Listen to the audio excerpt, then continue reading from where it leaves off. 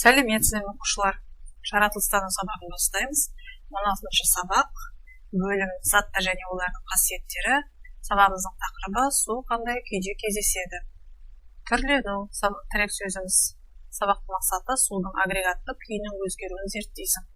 Бірінші тапсырма судың қандай күйге түскенін түсіндір. Бұл жерде су қатты мұз күйге ауысты. Әдетте су сұйық күйде кездеседі. Оны судың сұйық күйі деп аталады. Су қатты күйге ауыса алады, бұл мұз. Су газ тәріздес күйге де болады, бұл бу. Су, мұз және бу судың агрегатты күйлері. Екінші тапсырма судың түрленуі деген тақырыпта тәжірибе жүргіз. Тәжірибе барысында қауіпсіздік техникасы ережелерін сақта. Саған қажетті заттар әйнек, түтік, мұз, сіріңке, оттық, әйнек, түтік, ұстағыш. Мұз кесегін әйнек түтікке саламыз. Әйнек түтікті оттықтың үстіне ұстап, мұздың қалай өзгеретінін бақыла. Әйнек түтікті одан әрі қыздыр.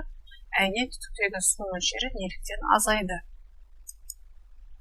Үшінші тапсырма, су бір күйден екінші күйге оңай көшеді. Су қандай жағдайда басқа күйге өтеді.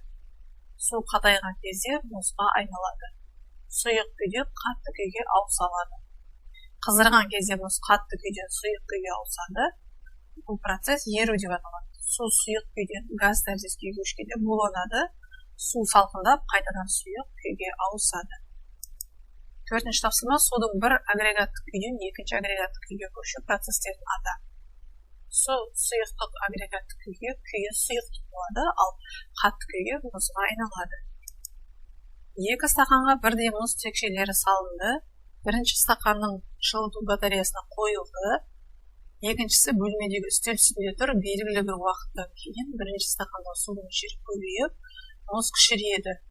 Екінші стақанда су аз жиналады және мұз кішіреймейді. Осы тәжірибе нені дәлелдейді? Дұрыс қорытынды. Таңда су буланады, ыдыс қызған кезде мұз жылдам ериді, салқындаған кезде мұз қатады. Еру жылдамдығы температураға байланысты болады. Бұл тәжірибе жылы жерде тұрған қатты күй су еріп сұйықтыққа айналады екен. Алтыншы тапсырма, адам күнделікті тұрмыста суды түрлі күйде қалай пайдаланады? Адам суды тамақ жасау үшін, шай ішу үшін, шөлін қандыру үшін, жуынып шайыну үшін пайдаланады екен. Гүлзарларды суару үшін де пайдаланады. Жетінші тапсырма, табиғаттағы су деген ойсы жаса. Табиғаттағы су мөлдір, таза, иісі жоқ, таза болып келеді. Су қандай күйлерде болады? Су қатты, сұйық, бу күйінде болады екен. Су бір күйден екінші күйге қандай жағдайда көшеді? Су бір күйден мұз болып екінші күйге ауысады. Өзің тұратын қалада, ауылдағы су көздерінің аты.